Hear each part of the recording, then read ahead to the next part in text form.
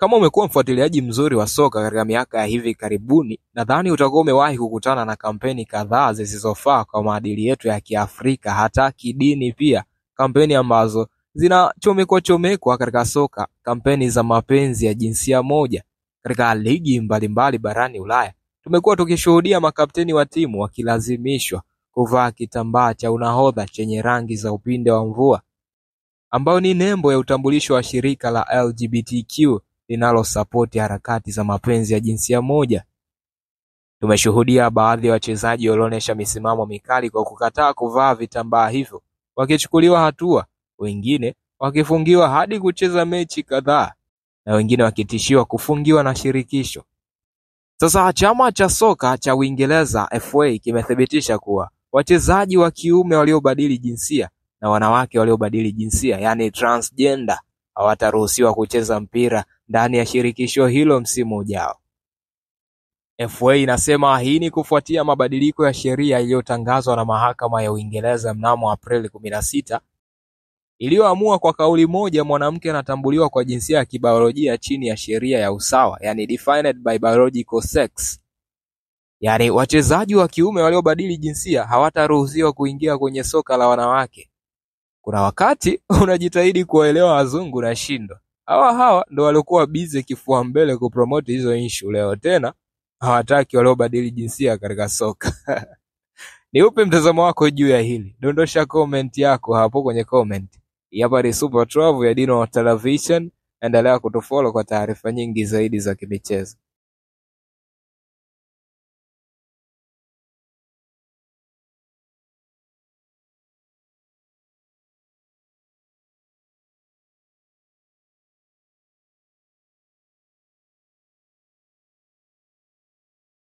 Baada ya kuposti ile video ya timu ya taifa ya Tanzania ya wanawake ya futsal, kuna mtu akaniuliza, ni nini maana ya futsal?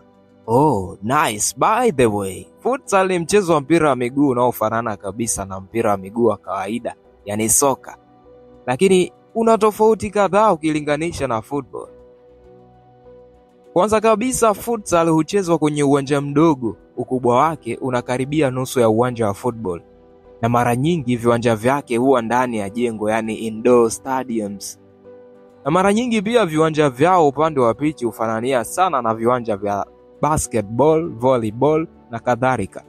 Japokuwa vipo vyenye makapeti ya nyasi kwenye pitch, lakini ni vichache mno. Katika futsal, idadi ya wachezaji kila timu hupaswa kuwa na wachezaji 5 akiwemo golikipa, ambapo ni tofauti kulinganisha na football ambapo inahusisha wachezaji 11. Katika futsal mpira kwao sio dakika 90 eti. Japokuwa una vipindi viwili kama football, yani first half na second half.